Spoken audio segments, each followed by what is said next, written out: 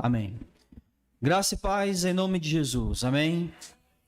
Abram suas Bíblias ao Evangelho de Lucas, capítulo 4. Andrezão, por favor, abaixe um pouco esse volume, tá alto demais.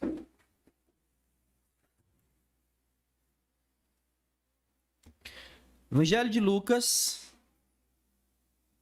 capítulo 4, nós vamos dar continuidade ao nosso estudo do Evangelho segundo Lucas. E nós iremos ler... Amém. Oi, som? Tá bom, obrigado. Nós iremos ler a partir do versículo 14. Evangelho de Lucas, capítulo 4, a partir do versículo 14. Se você achou, diga amém. Diz assim: no poder do Espírito Santo, Jesus voltou para a Galiléia e sua fama se espalhou por toda a região. Ele ensinava nas sinagogas e era elogiado por todos. Chegando a Nazaré, onde fora criado, entrou na sinagoga no dia de sábado e, segundo seu costume, levantou-se para fazer a leitura. Entregaram-lhe o livro do profeta Isaías, ele o abriu e achou o lugar em que estava escrito: o Espírito do Senhor está sobre mim, pelo que me ungiu, para anunciar boas novas aos pobres, enviar-me para proclamar libertação aos presos e restauração da vista aos cegos, para pôr em liberdade os oprimidos e para proclamar o ano aceitável do Senhor. E fechando o livro, devolveu ao assistente e sentou-se. E os olhares de todos na sinagoga estavam sobre ele. Então ele começou a dizer-lhes: hoje se cumpriu esta profecia da Escritura que acabais de ouvir. Todos o aprovavam e admiravam-se das palavras de graça que saíam de sua boca. E perguntavam: este não é o filho de José? Jesus lhes disse: sem dúvida, me direis este provérbio: médico, cura a ti mesmo. Tudo que ouvimos dizer que fizestes em Cafarnaum, faz também aqui na nossa terra, na tua terra. E acrescentou: em verdade vos digo que nenhum profeta é aceito em sua terra. Em verdade vos digo, havia muitas viúvas em Israel no tempo de Elias, quando o céu se fechou, e por 3 anos e 6 meses trazendo uma grande fome por toda aquela terra. Mas Elias não foi enviado a nenhuma delas, senão a uma viúva em Sarepta de Sidom. Também havia muitos leprosos em Israel no tempo do profeta Eliseu, mas nenhum deles foi purificado, a não ser Naamã, o sírio. Ao ouvirem essas coisas, todos os que estavam na sinagoga ficaram muito indignados e levantaram-se e levantando-se, expulsaram-no da cidade e o levaram até o despenhadeiro do monte sobre o qual a cidade está construída, para o jogarem dali. Ele, porém, passando pelo meio deles, seguiu o seu caminho. Vamos orar. Amado Deus, Pai bendito, Senhor, graças nós te damos, Deus, pela tua misericórdia, pelo teu amor, por tudo aquilo que o Senhor tem feito em nossas vidas, pelo pão de cada dia, pelo dia que se levantou, o dia de vida que o Senhor concedeu a cada um de nós. Pela provisão, pelos livramentos, por todas as tuas bênçãos que são derramadas sobre a vida da tua igreja. Mas acima de tudo, a bênção maior pela qual eu te agradeço é pela salvação em Cristo Jesus. Pelo perdão dos pecados que o Senhor concedeu a todos nós, a tua igreja, o teu povo. Muito obrigado, Deus, por essa dádiva tão preciosa e tão maravilhosa que o Senhor tem feito e tem agido na vida de cada um. Abençoa este momento para que a tua palavra, que agora foi lida, ela seja explicada e aplicada ao nosso coração. nos ensina através da tua palavra, nos fortalece através da tua palavra, nos modifica, ó Deus, nos transforma pelo lavar regenerador e transformador da tua palavra. Prepara o nosso coração para recebermos a tua palavra. E eu te peço, ó Deus, que o Senhor fale ao nosso coração que será preparado por ti através do teu Espírito.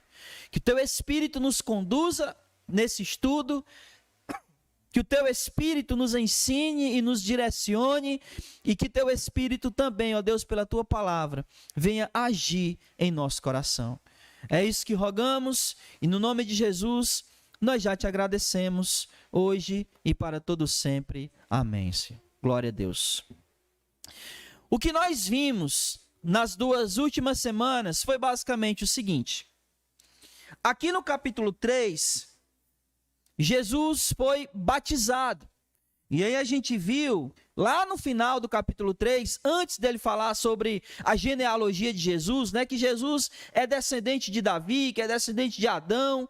Antes de tudo isso, depois de tudo isso, Jesus, ele foi batizado e depois foi levado para o deserto para ser tentado. E foi o que a gente viu na semana passada.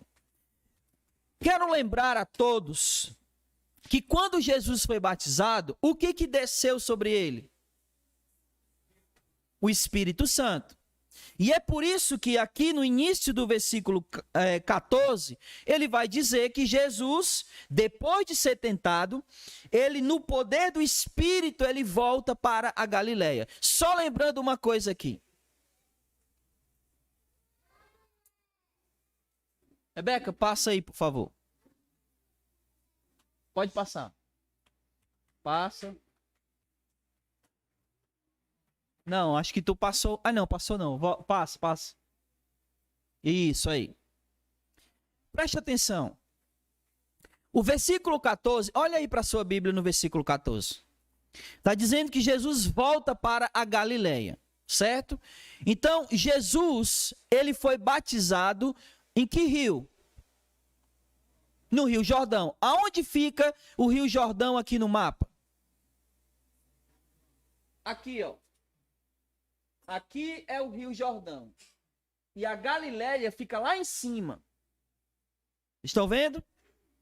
Então ele desce para a Judéia, é batizado no Rio Jordão e depois ele volta para a Galileia. Por quê?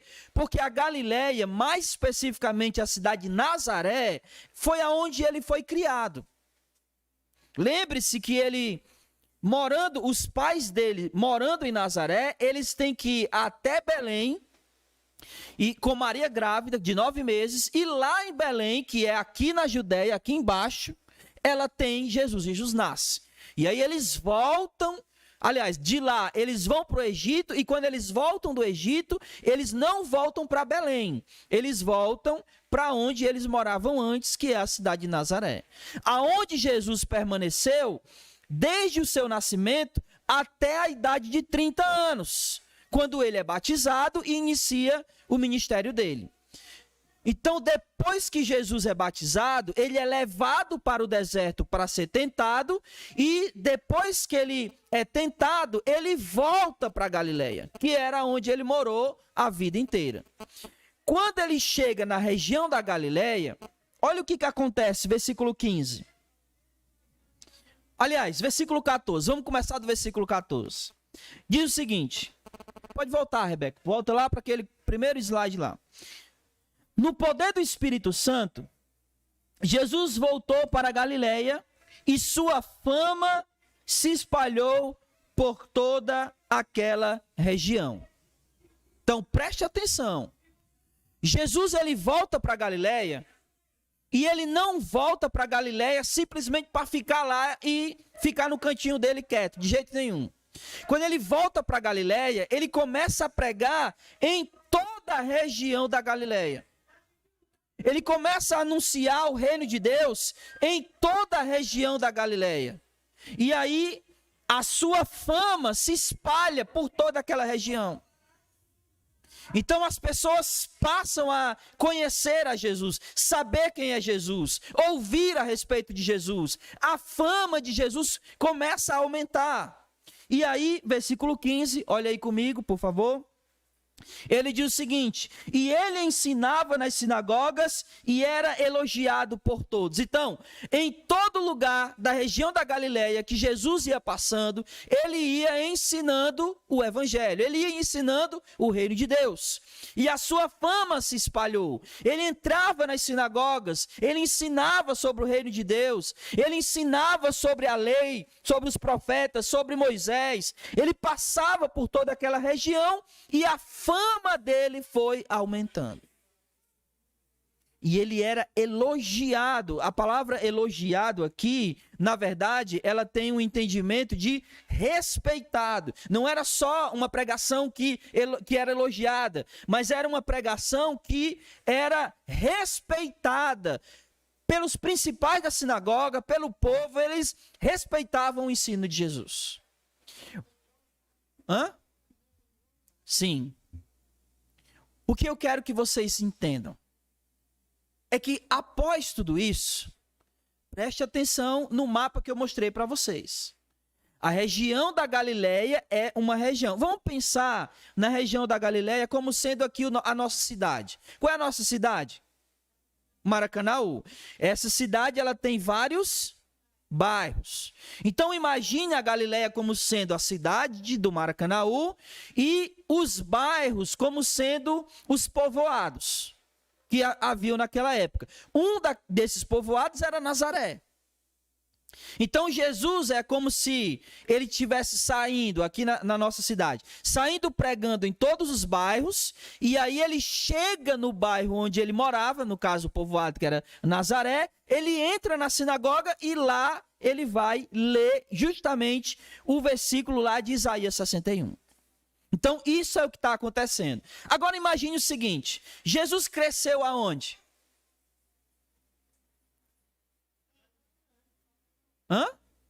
Em Nazaré. Aí, olha só. Em Nazaré, tá todo mundo ouvindo falar de Jesus, que ele está indo nas sinagogas dos outros povoados e ele está ensinando. E o ensino dele não só é elogiado, louvado, mas é respeitado. O que esse povo que é da cidade de Jesus, aliás, do povoado de Jesus, ele mais espera? O que é? Não. Eles estão ouvindo que Jesus está pregando em todos os outros povoados. Então o que eles estão esperando? Que ele vá pregar lá. Não é? Eles estão ouvindo sobre a fama de Jesus. Eles estão ouvindo sobre o ensino de Jesus, que se espalhou por toda a Galileia. Eles estão esperando, não estão vendo a hora dele vir até a cidade, até o povoado onde ele cresceu, para também ali pregar a palavra de Deus. Esse é o cenário. Esse é o cenário. Jesus estava sendo aguardado no povoado onde ele nasceu, onde ele cresceu, para anunciar, para eles ouvirem o que ele tinha a dizer, porque eles estavam ouvindo a reputação de Jesus, que era uma reputação de alguém que era poderoso no ensino das Escrituras. Então, é isso que acontece e a gente vai ver agora. Por favor, olha aí, versículo 16. Chegando em Nazaré, onde ele foi criado, entrou na sinagoga no dia do sábado, segundo o costume, e levantando-se para fazer a leitura, entregaram-lhe o livro do profeta Isaías. Só uma observação aqui, tá? Naquela época os livros não existiam como a gente tem hoje. Então o que entregaram a Jesus? Um rolo, um pergaminho, né? E por exemplo, o livro de Isaías não era só um pergaminho, eram vários pergaminhos. Né? Então, praticamente, cada capítulo do livro de Isaías era um pergaminho. Porque imagina, todo o livro de Isaías num pergaminho só. Imagina o tamanho do rolo. Né? Então, era um rolo que tinha apenas um capítulo. E entregaram a ele, olha aí o versículo 17. Ele achou o lugar em que estava escrito o livro, entregaram-lhe o livro do profeta Isaías, e ele abriu e achou o lugar em que estava escrito. E aí, esse estava escrito, era justamente Isaías, capítulo 61, dos versículos 1 e 2. É exatamente o que está escrito aqui, é o que está escrito lá. E aí, o que ele leu? O Espírito do Senhor está sobre mim, porque me ungiu para anunciar boas novas aos pobres, enviar-me para proclamar a libertação dos presos, restauração da vista aos cegos e pôr em liberdade os oprimidos. O que nós vamos fazer aqui, meus irmãos? Nós vamos fazer duas coisas. A primeira coisa que a gente vai ver hoje é sobre... Rebeca, por que não abriu aqui, hein?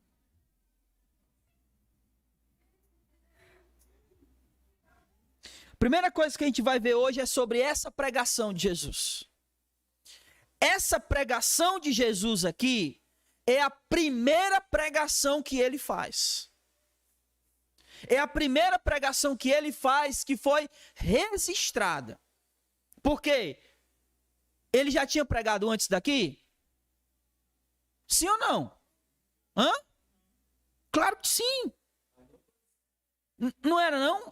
O texto não diz que ele andava em outros povoados pregando e a fama dele se espalhou? Só que aqui é a primeira pregação registrada de Jesus.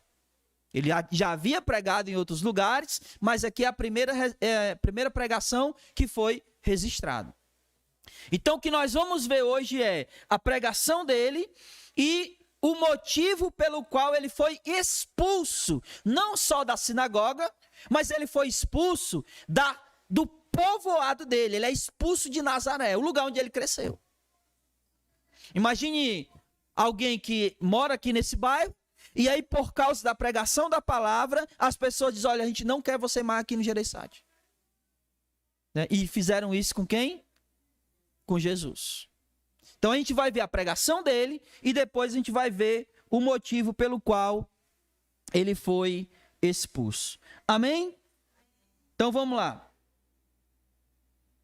Jesus inicia aqui no versículo 18, dizendo o seguinte: o Espírito do Senhor está sobre mim. Então é o seguinte, vocês lembram que no Antigo Testamento, quando era que o Espírito do Senhor vinha sobre alguém?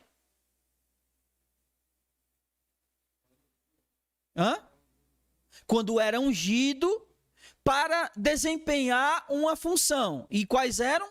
Ou era para ser rei, ou era sacerdote, ou era profeta. Então o que Jesus está dizendo aqui, óbvio que ele está lendo o profeta Isaías, né? E o povo que está ouvindo ele ainda não tem o entendimento que ele está falando de quem? Dele mesmo. Porque ele ainda vai explicar isso. Por enquanto ele está só lendo. Mas o que Jesus está dizendo, e ele vai dizer que isso é uma profecia a respeito dele, é que o Espírito do Senhor ungiu ele da mesma maneira que eram ungidos os profetas, os reis, os sacerdotes.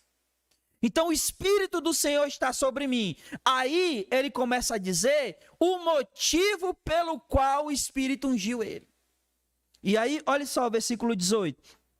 O Espírito do Senhor está sobre mim, porque me ungiu para, tá vendo? Ungiu para, então tem um objetivo aqui. Ele não foi ungido para ser somente ungido, ele foi ungido para cumprir um objetivo, para cumprir o propósito, para cumprir seu ministério. E a partir daqui, tudo que Jesus vai fazer daqui para frente tem a ver com o que ele vai dizer agora. Todo o ministério de Jesus, seja de cura, seja de ensino, seja para expulsar demônio, tudo tem a ver com isso aqui que ele está dizendo. O Espírito do Senhor me ungiu para essa função, para essa tarefa. E qual foi a tarefa para a qual ele ungiu? Primeiro, o Espírito do Senhor, versículo 18, acompanha aí, por favor. O Espírito do Senhor está sobre mim, pelo qual me ungiu para, primeiro, anunciar as boas novas aos pobres. E aí, eu quero que você entenda isso aqui agora. Por que os pobres? As boas novas só eram para ser pregada aos pobres e aos ricos. O evangelho não é para eles? Então por que o evangelho para anunciar aos pobres?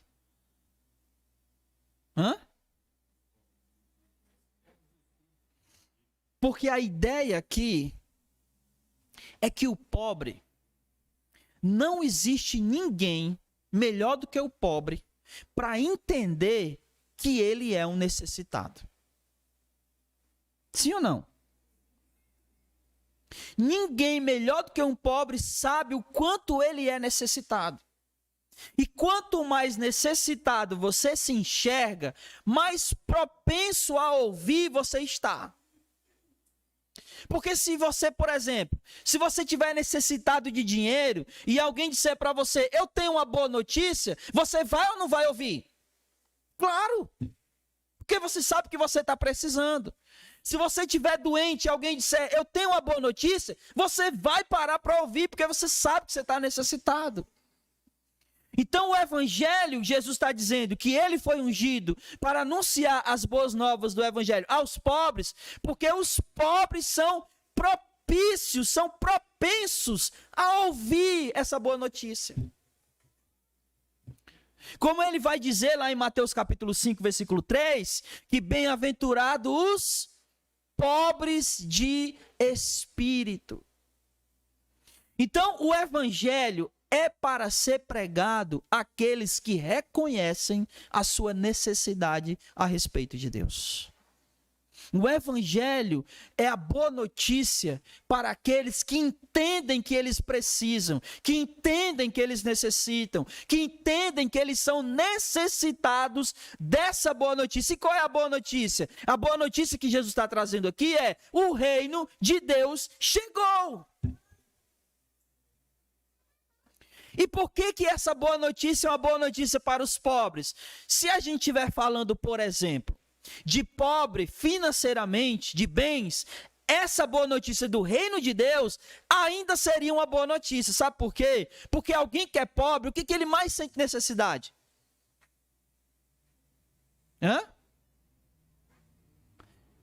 O que um mendigo, um morador de rua, mais sente necessidade? Não necessariamente. Do que ele mais sente necessidade? Alimento. Alimento. Porque assim, se ele está na rua, ele está preocupado onde ele vai dormir? Não. Ele está preocupado com o que ele vai vestir? Sim ou não? Se ele estiver sem roupa, ele vai morrer? Se ele estiver desabrigado, ele vai morrer? E se ele estiver com fome, ele pode morrer? Então, do que ele mais precisa? Mas se o reino de Deus chegou, significa dizer que não existe mais necessidade de comida. Por que não? Por que não? Porque no reino de Deus, ninguém pode passar fome, meu irmão. Não é possível.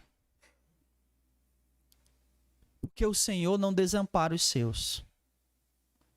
E preste atenção que eu não estou dizendo que no reino de Deus ninguém passa necessidade. Pode passar. Fome não. Se um cristão passa fome, a igreja onde ele está inserida, ela não está entendendo o que é essa igreja. Porque ser igreja de verdade é eu ver o meu irmão passando necessidade e eu fazer o quê? Dizer para ele, meu irmão, não se preocupe não que eu vou orar por você. É isso? É o quê? Meu irmão, vamos almoçar lá em casa. Por isso que até para a questão do pobre, financeiramente falando, do necessitado, o reino de Deus ter chegado é uma boa notícia. Mas se é uma boa notícia para aqueles que são necessitados de alimento físico, maior ainda, uma notícia muito maior é para aqueles que são necessitados espiritualmente. Porque o reino de Deus chegou. Porque o plano de Deus está sendo cumprido. Ou vai ser cumprido, né? No caso aqui, iria ser cumprido em Jesus.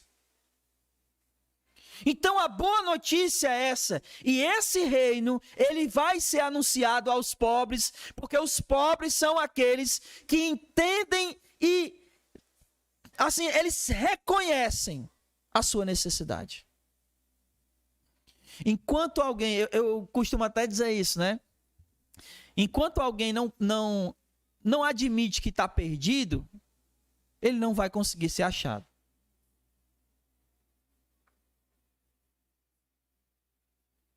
Aqueles que já dirigiram, né, ou que já procuraram um endereço, você já andou assim procurando um endereço? Sim ou não?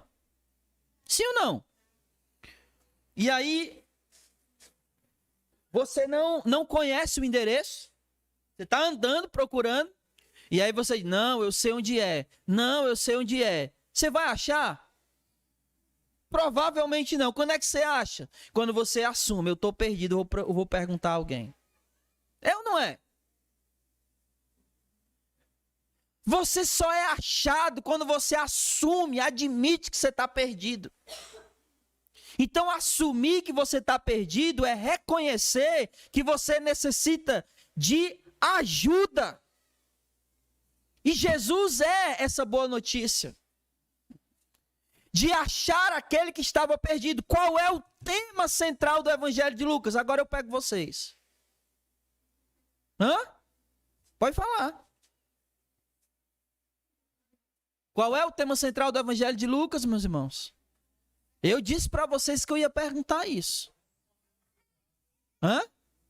Buscar e salvar o que se havia perdido. A boa nova aqui é essa. Jesus veio buscar e salvar o que se havia perdido. E o pobre é aquele que admite que realmente está perdido. E enquanto alguém não admite que está perdido, ele não pode ser achado por Jesus. Por isso o Evangelho, Jesus está dizendo, o Espírito está sobre mim, pelo qual me ungiu para pregar as boas novas aos pobres. 2. O Espírito está sobre mim que me ungiu para pregar boas novas aos pobres e proclamar libertação aos presos. Proclamar libertação aos presos. E aí, preste atenção aqui. Toda a raça humana está perdida, está presa. Toda a humanidade, ela é aprisionada. Aprisionada a quê? Ao pecado. Aprisionada por quem? Pelo diabo. Então, o que Jesus veio fazer foi proclamar essa libertação. Ele veio dizer, olha, chegou a hora de vocês serem libertos. Vocês estão presos porque a natureza de vocês é caída. E ela é inclinada ao pecado. Todas as vezes que está na frente de vocês o pecado e Deus, vocês sempre escolhem o pecado. A pessoa sem Cristo, ela é alguém aprisionada ao pecado. Então Jesus, ele veio anunciar, proclamar, dizer, chegou a hora de vocês serem libertos. Ele veio proclamar a libertação. Proclamar é declarar publicamente uma verdade. Isso é proclamar. Vocês lembram? O que a gente aqui no Brasil comemora no 15 de novembro? O quê? Proclamação da República. O que é uma proclamação? É um anúncio público. No dia 15 de novembro, se anunciou publicamente que a partir daquele momento, o Brasil agora era uma república. Então Jesus veio proclamar a libertação, anunciar publicamente que chegou a hora do ser humano ser liberto. Foi isso que ele veio fazer. E 3, Senão a gente vai ficar só na pregação aqui de Jesus, né? 3. Proclamar a libertação aos presos. E 3. Restaurar a vista aos cegos. Jesus, durante todo o seu ministério, ele curou alguns cegos. Vocês lembram dos cegos que ele curou? Ele curou o filho de Timeu, né? O Bartimeu. Ele curou alguns cegos. Ele lembra daquele cego que ele mexe ele bota saliva na areia, mexe lá e coloca nos olhos lá do cego, né? E aí, isso, curou um cego de nascença. Então, todos os cegos que Jesus ele cura é uma espécie de simbolismo em relação à humanidade. A humanidade é cega em relação a Deus. Ela não enxerga. E o cego de nascença é a figura perfeita do ser humano. Porque o ser humano, em relação a Deus, ele nasce cego. Ele não consegue vislumbrar a Deus. A não ser que Jesus intervenha e os olhos dele sejam abertos. Então, ele está dizendo que ele veio restaurar a vista aos cegos. Aqueles que eram cegos, que não conseguiam ver a Deus, agora, por causa de Jesus, irão ver a Deus. Ele veio restaurar a vista daqueles que eram espiritualmente cegos. E aí, meu irmão, você me diz, aquelas pessoas na época de Jesus viram a Deus? Sim ou não? Como? Porque quem vê o Filho, vê o Pai. Então eles puderam contemplar a figura do próprio Deus. Ele restaurou a vista aos cegos. E todos aqueles que não podiam ver Deus, agora podiam ver através da pessoa de Jesus. Amém? E por último, a restauração da vista aos cegos. E aí, o que mais? Pôr em liberdade os oprimidos.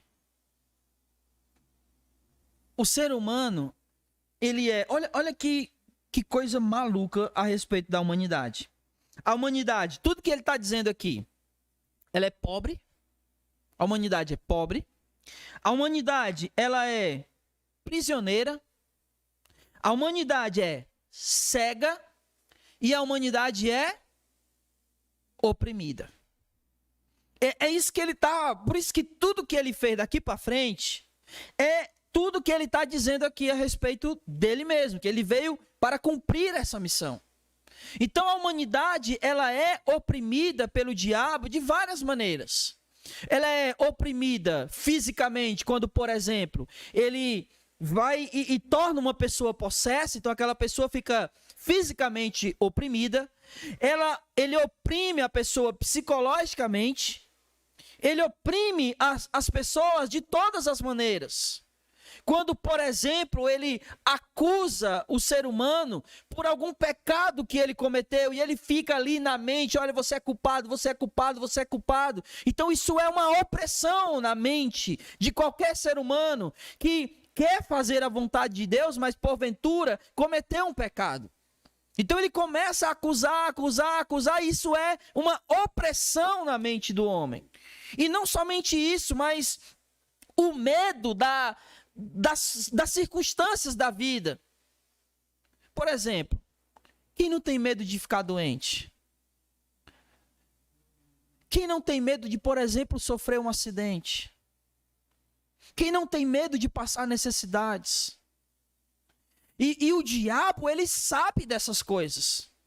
Ele sabe que as circunstâncias da vida, elas podem nos causar algum tipo de opressão. E é exatamente o que está acontecendo hoje em dia. Ele tem usado esse medo das circunstâncias da vida e tem oprimido as pessoas de tal maneira que elas têm vivido ansiosas e depressivas. Então Jesus está dizendo que ele, Jesus, ele veio para pôr em liberdade os oprimidos. Quando se está em Jesus, você não pode mais viver uma vida onde o diabo fica te acusando. Sabe por quê? Paulo disse, lá em Romanos 8, que nenhuma condenação há para os que estão em Cristo Jesus. Você não pode mais se sentir culpado pelos seus pecados, porque o apóstolo João disse que se nós confessarmos os nossos pecados, Deus é fiel e justo para nos perdoar dos nossos pecados. E a gente não tem que ficar remoendo os pecados, os quais Deus já nos perdoou. Não podemos. Não podemos viver uma vida ansiosa, porque lá no livro de Pedro, ele diz que nós devemos lançar toda a nossa ansiedade sobre o nosso Senhor Jesus, porque Ele tem cuidado de nós. Então a gente não pode viver uma vida preocupada com o que a gente vai comer, beber ou vestir, porque Ele mesmo disse, buscar em primeiro lugar o reino de Deus e sua justiça, e essas coisas vos serão acrescentadas. Então Jesus veio para que a gente possa colocar isso em nosso coração e não viver uma vida oprimida pelo diabo, seja por culpa, seja por medo, seja por nada. Porque Jesus já nos libertou disso. Ou então a gente está vivendo uma vida ainda muito apegada a esse mundo. Mas nesse mundo, nós somos o que aqui, nesse mundo?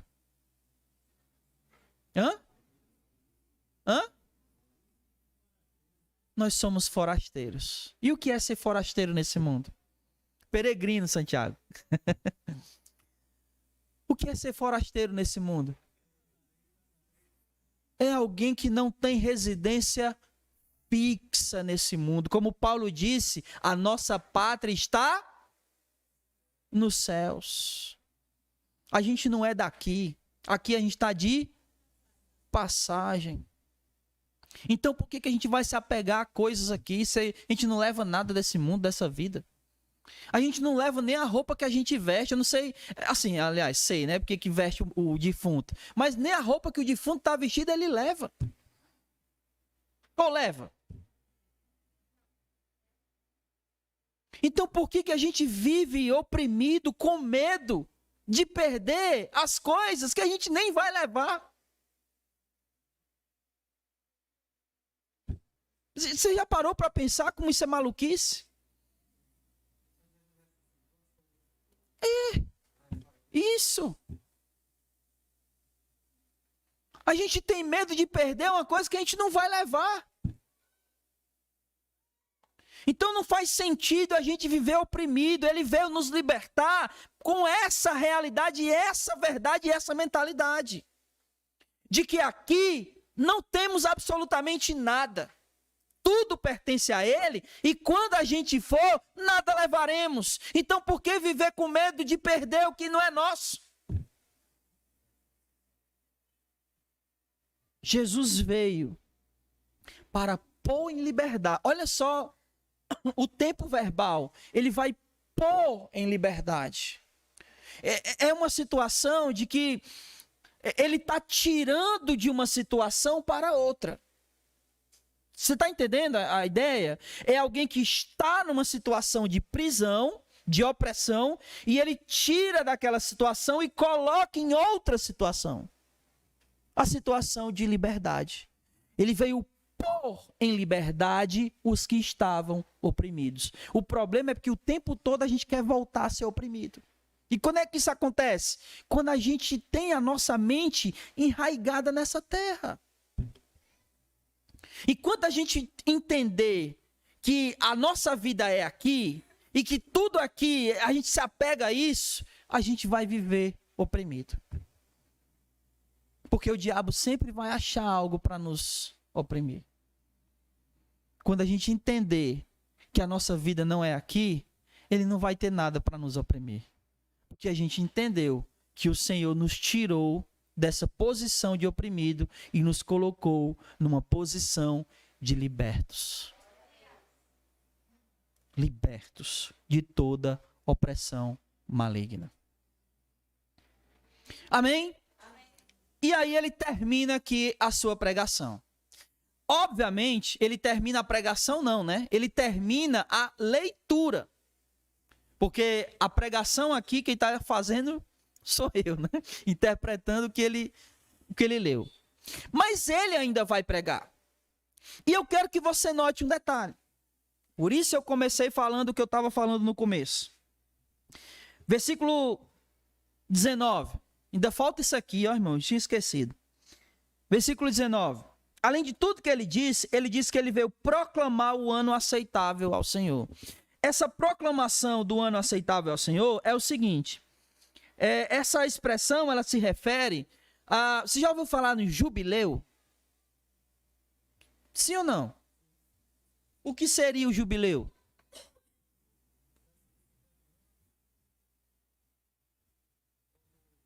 Existia uma lei... Pode falar. Existia uma lei em Israel que era o seguinte, que depois de 50 anos, aquilo seria jubilado. Então, por exemplo, só um exemplo, vamos supor que eu comprei um terreno do André. E aí, durante 50 anos, eu ia usufruir desse terreno, eu ia plantar e tudo mais. Depois de 50 anos, ele poderia me comprar esse terreno de volta ou eu iria devolver a ele, porque isso iria jubilar. Certo? Iria jubilar. Então, o que acontece? O jubileu é aquilo que deveria ser, volta a ser como deveria.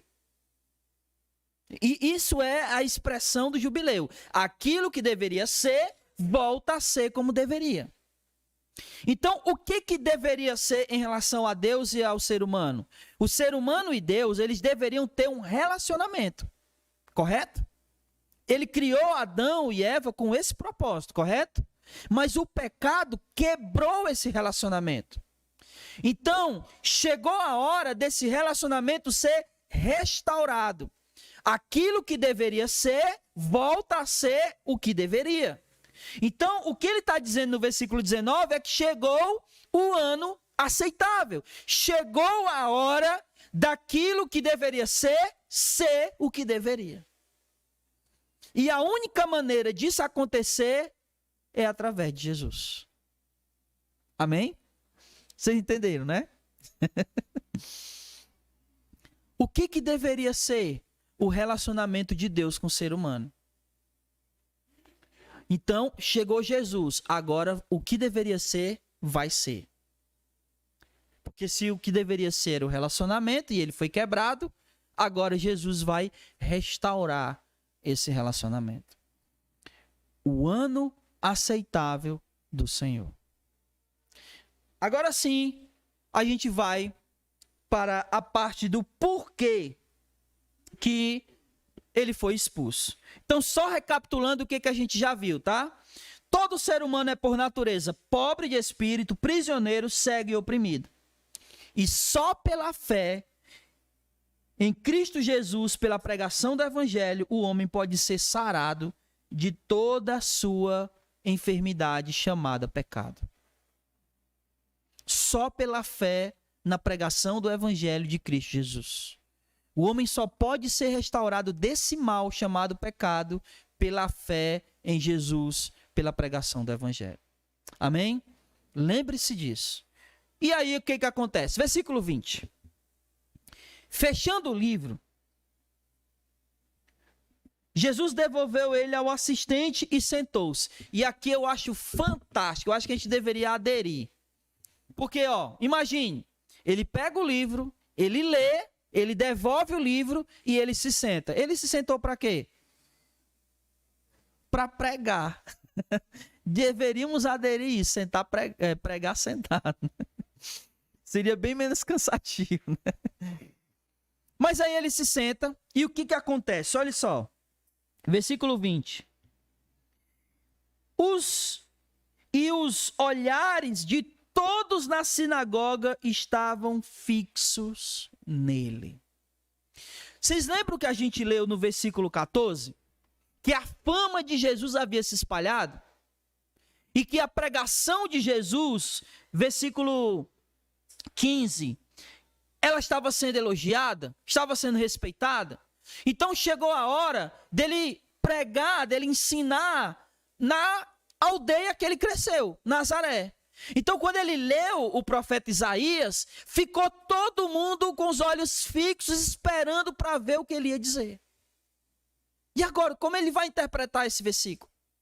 Como é que Jesus vai interpretar? O que ele vai nos ensinar aqui? Já que está todo mundo falando, né, da pregação dele, o que ele vai dizer? Então todo mundo ficou ali ansioso. Essa expressão, os olhos fixos em Jesus, é uma expressão de ansiedade. Está todo mundo esperando, está todo mundo na expectativa. Ficou aquele clima de tensão ali, todo mundo esperando. Você lembra, por exemplo, quando fica todo mundo em silêncio esperando o que a pessoa vai falar? Pronto, era isso. Estava todo mundo olhando para Jesus, esperando o que ele ia dizer. E aí, ele disse o seguinte. Ele falou uma coisa bem simples, porém, muito provavelmente, ele falou o que ninguém estava esperando. Ele disse o seguinte, versículo 21.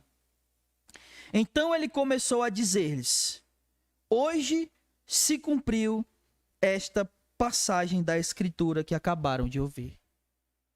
O que Jesus estava dizendo?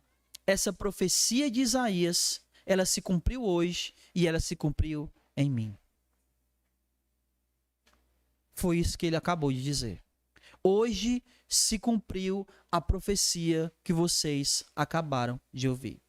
Isso aqui, olha o que diz o versículo 21. Ele começou a dizer, então ele começou a pregar sobre isso, dizendo, essa profecia se cumpriu agora. E aí ele continuou a pregar. O que ele falou depois, a gente não sabe, porque não está registrado. Mas ele começou por aí, dizendo, essa profecia se cumpriu hoje. Aí, olha o versículo 22. Todos o aprovavam e admiravam-se das suas palavras, que eram cheias de graça e que saíam de sua boca. Uma coisa que é interessante é que é o seguinte, é incrível como a pregação da palavra de Deus, do evangelho, da verdade de Deus, ela sempre causa duas coisas. Ou a pessoa crê, ou a pessoa duvida. Não é verdade? É quase impossível ter a mesma reação. Ou elas acreditam na pregação, ou elas não acreditam. Só que o engraçado aqui é que parece que eles tiveram as duas reações. Olha só, versículo 22. Todos aprovavam e, admirando-se das palavras de graça que saíam de sua boca, perguntavam. Aí vem a segunda parte, que é a dúvida. Este não é o filho de José? Então, primeiro eles creram, né? Estavam aqui aparentemente já admirados, crendo naquela palavra. E aí depois eles, mas espera aí, esse não é o filho de José? Esse aqui não é aquele menino que eu vi crescendo aqui, correndo aqui no meio da rua? Não é esse menino aí, não? Esse não é o mesmo Jesus que a gente viu crescendo? Porque, afinal de contas, ele estava onde? Na aldeia que ele cresceu. Provavelmente todo mundo conhecia ele ali. Então, ao mesmo tempo que eles estavam admirados com as palavras de graça que saía da boca de Jesus, eles ficaram, mas espera, eu conheço esse menino. É Jesus, o filho de José.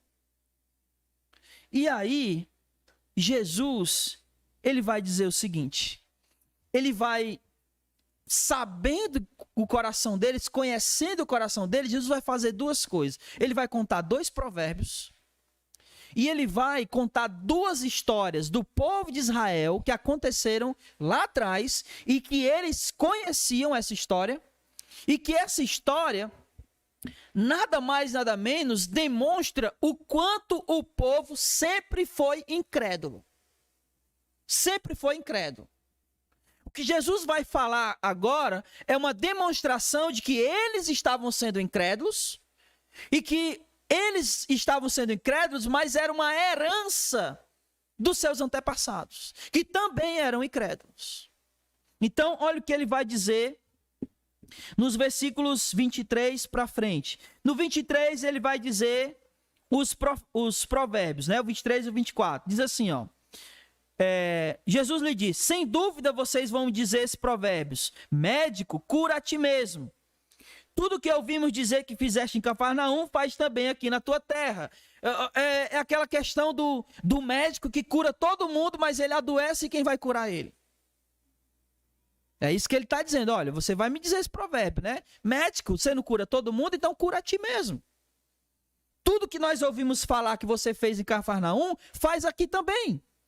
E aí o segundo provérbio, versículo 24, ele diz: em verdade vos digo que nenhum profeta é aceito em sua terra. Né? Em outras palavras, nenhum profeta tem honra na sua própria casa, na sua própria terra. Né? E o que Jesus vai dizer aqui é uma coisa muito interessante, porque eu não sei se você já teve essa experiência. Você já tentou pregar para alguém da sua família? É fácil. Mas aí vem uma pessoa de fora e prega com mais facilidade, não é verdade? E é mais fácil, muitas vezes, ela crer num outro de fora do que em ti. É ou não é? É o que estava acontecendo com Jesus. Todo mundo conhecia ele, mas esse menino é aquele. E mesmo que a palavra dele fosse a verdade de Deus, as pessoas não estavam dando crédito, porque era o filho de José, que eles conheciam. E aí Jesus fala isso: olha, nenhum profeta tem honra a não ser na sua terra. Ou alguns aqui tinham até a idade de ser pai de Jesus, de ser pai dele. Então, esse menino a gente conhece desde pequeno, ele não é o filho de José. Porque no interior você não tem nome, né? Você é o filho do fulano. Então é basicamente o que ele está dizendo. Você aí não é o filho de José? Que a gente só passa a ter nome no interior quando os pais morrem. Aí não é mais você não é mais o filho de fulano. Aí os seus filhos é que são os filhos seu, né? O Bar, exatamente. O filho de.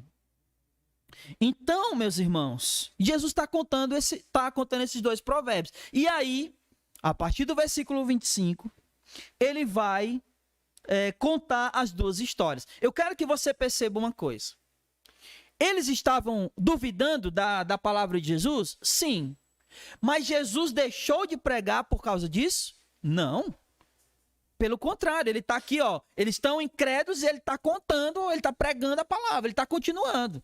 Então a incredulidade deles não fez Jesus parar de pregar. Ele continuou. Do mesmo jeito que é difícil pregar para os nossos, mas nós temos que continuar pregando. Não deixar de pregar. Mesmo que venham de fora, diga tudo que você disse e a pessoa vai aceitar. Amém, mas você vai pregar. Então, ele vai contar agora as duas histórias. E aí, a primeira história é sobre Elias e a viúva de Sarepta. Então, o que aconteceu? Está registrado lá em 1 Reis, capítulo 18. O profeta Elias, ele havia orado para que não houvesse chuva. E isso lá no reinado de Acabe. Ele havia orado para que não houvesse chuva. E aí Deus pegou e disse para ele fugir. Porque ele sabia que quando o rei Acabe, né, que era casado com a Jezabel, ele soubesse que a falta de chuva era por causa de Elias, o que ia acontecer? Iam tentar matar Elias. Então Deus, olha, foge. E aí ele vai para a região de Sarepta, lá em Sidom, e aí Deus manda ele para uma viúva. E ainda diz o seguinte: eu vou te mandar para uma viúva que ela vai te sustentar. Diz assim para Elias. E ele vai. E aí aquele episódio de que ele chega na casa dessa viúva, pobre, e aí ele pede para ela fazer um bolo.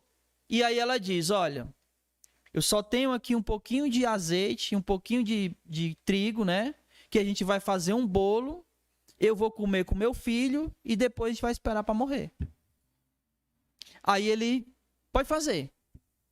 E aí ela faz, e aí acontece aquele milagre. Qual é o milagre? Que não falta azeite na botija e não falta farinha, né?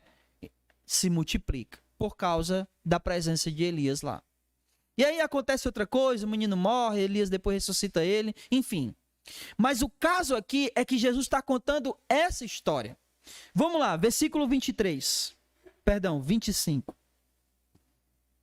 Em verdade vos digo que havia muitas viúvas em Israel no tempo de Elias, quando o céu se fechou por 3 anos e 6 meses, trazendo uma grande fome por toda aquela terra. Mas Elias não foi enviado a nenhuma delas, senão a uma viúva em Serepta de Sidom.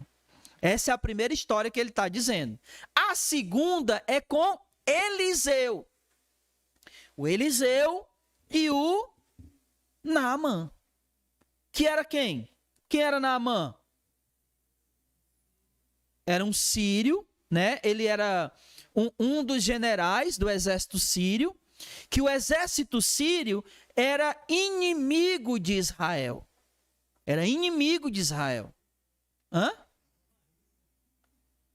Eles eram inimigos. O exército sírio é os que levam o reino do norte, Israel, como cativo. E o Naamã, ele era um general desse exército. E aí ele estava leproso, e numa dessas cidades que eles haviam invadido, eles levaram como escrava uma judia, uma menina judia. E aí, como ele estava leproso, a menina disse, olha, lá na cidade, lá em Samaria, tem um homem de Deus, que ele pode te curar. Aí Neemias vai até lá, Naamã vai até lá, e aí ele fica com raiva porque Eliseu não recebe ele. Eliseu só fala assim, olha, diz para ele que vá lá no Jordão e mergulhe 7 vezes. Ele fica indignado. Como é que pode? Não veio nem me receber. Aí a esposa dele, acho que é a esposa dele que disse assim, olha, se ele te mandasse fazer alguma coisa mais difícil, tu ia fazer?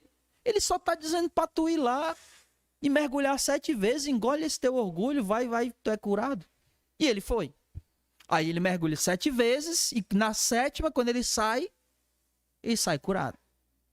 Aí ele volta lá pro Eliseu, e ele quer oferecer a Eliseu dinheiro. E Eliseu faz o quê? Recebe? Não, diga, não quero nada seu, pode levar. Porque ele não curou ele por dinheiro. Bem diferente de hoje em dia, né? Bem diferente de hoje em dia. Aí ele não aceita e ele vai embora. Então é essa história que Jesus está contando. Versículo 28. Exatamente. Mas aí já é outra história, né? Versículo 27. Também havia muitos leprosos em Israel no tempo do profeta Eliseu, mas nenhum deles foi purificado a não ser Naamã, o sírio. Nas 2 histórias que Jesus está contando, ele está dizendo o seguinte: havia muitas viúvas em Israel, mas Elias foi mandado para uma viúva lá em Serepta, que não era do povo. Havia muitos leprosos em Israel, mas Eliseu não curou nenhum deles. Curou um sírio que era inimigo dos judeus. Sabe o que Jesus está dizendo? É que desde aquela época, já por causa da incredulidade do povo, tanto Elias como Eliseu, eles foram enviados para pessoas de outros povos, porque não havia ninguém em Israel que fosse digno de receber essa bênção. Nenhum era digno. Por quê? Porque todos eram incrédulos. Eles estavam na situação que estavam porque eles não criam em Deus, eles adoravam outros deuses. Então não tinha ninguém que fosse digno. Por isso que Elias, ele foi enviado para uma viúva lá em Sarepta, lá fora do povo. E Eliseu, ele curou um sírio que era inimigo de vocês. E não curou nenhum leproso no meio de vocês, porque não tinha ninguém no meio de vocês que fosse digno.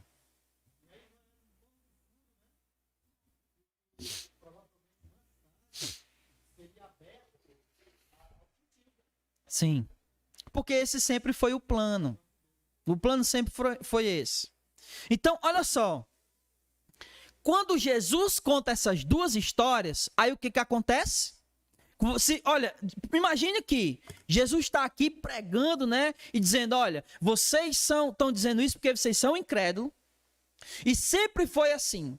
Porque desde a época de Eliseu, desde a época de Elias, o povo sempre foi incrédulo. E eles foram enviados para outros povos porque não tinha ninguém digno. E o fato de vocês não estarem crendo em mim é porque no meio de vocês não tem ninguém digno de crer no que eu estou pregando. Quando Jesus disse isso, o que eles fizeram? Ficaram indignados. E aí o que aconteceu? Versículo 28. Olha só. Ao ouvirem essas coisas, todos os que estavam na sinagoga ficaram muito indignados. E levantando-se, expulsaram-no da cidade e o levaram até o despenhadeiro do monte sobre o qual a cidade estava construída, para o jogaram dali. Olha que coisa louca o que a incredulidade faz. A incredulidade, ela não só expulsa Jesus, mas ela quer matar Jesus. A incredulidade pode matar, pode expulsar Jesus da nossa casa, da nossa família, da nossa vida. E a incredulidade, ela pode matar Jesus do nosso coração. A incredulidade é perigosa demais. Não crer na verdade da palavra de Deus, ela pode custar a nossa vida. Pode custar a nossa vida. E aí, obviamente, né, o texto vai dizer, versículo 30, que eles não conseguiram jogar Jesus do penhasco, né? E Jesus saiu do meio deles. A incredulidade tira Jesus do meio do povo. E aí eu me lembro agora que lá em Apocalipse, no capítulo 3, a igreja de Laodiceia, versículo 20, Apocalipse 3, 20, que diz, Jesus diz, eis que estou à porta e bato. Se alguém ouvir a minha voz e abrir a porta, eu entrarei e cearei com ele e ele comigo. Esse versículo ele é muito usado para dizer o quê? Que Jesus está batendo aonde? Na porta do coração. Mas na verdade esse versículo não está falando que Jesus está batendo na porta do coração. Jesus está falando para uma igreja. Ele está dizendo para aquela igreja de Laodiceia que ele está na porta da igreja, do lado de fora batendo. Imagina Jesus do lado de fora da igreja batendo na porta da igreja dele. E ele está dizendo, se alguém abrir a porta, talvez ninguém abriu. Então, a incredulidade tira Jesus do meio.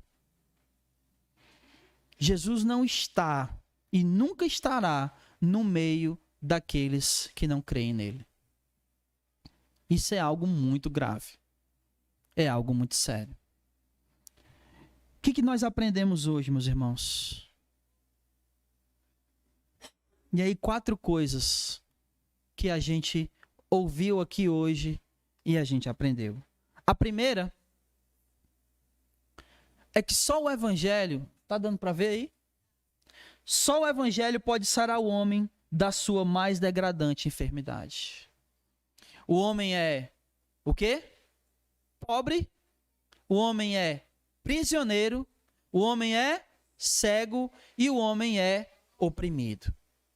E tudo isso por causa da sua maior degradação, chamada pecado. Mas só Jesus, pela pregação do evangelho, é que pode sarar o homem dessa sua degradação. Só Jesus cura o homem da enfermidade chamada pecado. Para isso, não vende remédio na farmácia. O remédio para curar o pecado se chama Jesus de Nazaré. Ele é o único. 2. A incredulidade não nos permite reconhecer quem Jesus é de verdade. A incredulidade, ela nos dá apenas uma visão parcial, embaçada de quem é Jesus. Lembra? Jesus estava pregando e eles estavam enxergando quem? O Messias? Não, eles estavam enxergando o filho de José. A incredulidade não fez, ou melhor, fez com que eles enxergassem não quem Jesus era de verdade. Jesus era o Messias. Jesus era aquele sobre o qual o Espírito estava. Mas eles não enxergaram Jesus como Messias, como Cristo. Eles enxergaram apenas Jesus como o filho de José. Porque a incredulidade nos dá uma visão parcial, uma visão distorcida de quem de fato Jesus é. A incredulidade nos torna cegos para quem Jesus é de verdade. 3. A incredulidade dos nossos conhecidos, dos nossos parentes, não podem nos fazer deixar de pregar o evangelho. Jesus, mesmo diante da incredulidade deles, não se calou. Ele continuou pregando. Mesmo que eles não creram. Mesmo que depois que Jesus terminou a pregação, eles queriam fazer o que com Jesus? Matar. Mas Jesus, diante da incredulidade, ele não deixou de pregar. Que essa também, meus irmãos, seja a nossa disposição, a nossa atitude. Mesmo que as pessoas não creiam, que a gente continue anunciando esse evangelho. Sabe por quê? Porque ele é a verdade de Deus. Ele é a única verdade que pode sarar o ser humano da sua degradação chamada pecado. E é por isso que mesmo diante da incredulidade a gente não pode deixar de pregar. E por último, o que nós aprendemos hoje é que a incredulidade ela é tão perigosa, tão nociva, que é capaz de expulsar Jesus do meio de onde se vive. Ou seja, da nossa casa, da nossa família, da nossa vida. A incredulidade nos faz matar Jesus no nosso coração. Que isso nunca aconteça a nenhum de nós. Que o Senhor nos livre do mal de deixarmos de crer em Jesus. Que o nome de Jesus sempre esteja vivo e sempre seja real. A presença de Jesus sempre seja viva e real em nosso coração. Que Ele nos livre desse mal chamado incredulidade. Amém, meus irmãos? Que nós possamos ir para as nossas casas e com essas verdades fixadas na nossa mente e em nosso coração. Fique de pé no seu lugar. Nós vamos orar e voltarmos para nossas casas. Oremos. Bendito Deus e Pai amado, no nome do nosso Senhor e Salvador Jesus é que oramos, Pai. Agradecemos pelo privilégio de estarmos aqui ouvindo a Tua palavra e aprendermos mais, Senhor, a respeito de Ti. Obrigado, Senhor, porque o Senhor tem cuidado de cada um de nós, tem falado ao nosso coração e nos ensinado verdades, ó Deus, maravilhosas para as nossas vidas. Ó Deus, em nome de Jesus. Porque o Senhor Jesus é o único que pode nos libertar e nos livrar e nos sarar. Que essa verdade seja guardada profundamente no mais íntimo do nosso coração. Nos faz, ó Deus, entendermos que só Ele nos liberta da prisão e da opressão. Só Ele nos faz enxergar quem Deus realmente é. E só Ele tem as boas novas de vida eterna. É chegado o momento, ó Deus, onde a Tua salvação, ela chegou para tornar aquilo que deveria ser da maneira correta. A nossa vida precisa ser uma vida de relacionamento contigo. E isso só é possível através do nosso Senhor Jesus. Nos abençoa, Senhor, e nos fortalece. E livra o nosso coração, livra o nosso entendimento de toda e qualquer incredulidade. E acende em nosso coração a chama do Evangelho, para que nós possamos sempre e sempre crermos no Senhor Jesus. que o Senhor Jesus seja real e vivo em nosso coração. Faz assim com todos aqueles que estão aqui, Senhor, e com todos aqueles que nos acompanham pelas redes sociais e que ainda nos acompanharão, que ainda irão assistir nas redes sociais. Em nome de Jesus, nos abençoa, nos leve em paz para as nossas casas, protegidos no caminho de volta, para que nenhum mal, Senhor, venha acontecer. Nos traz sobre nós o teu livramento e que nós possamos voltar para as nossas casas abençoados e edificados pelo poder da tua palavra. É isso que rogamos e em Cristo Jesus já te agradecemos, hoje e para todos sempre. Amém. E louvado seja o nome do Senhor. Vamos em paz, que o Senhor nosso Deus nos abençoe e não saia sem dar a paz do Senhor ao seu irmão. Amém.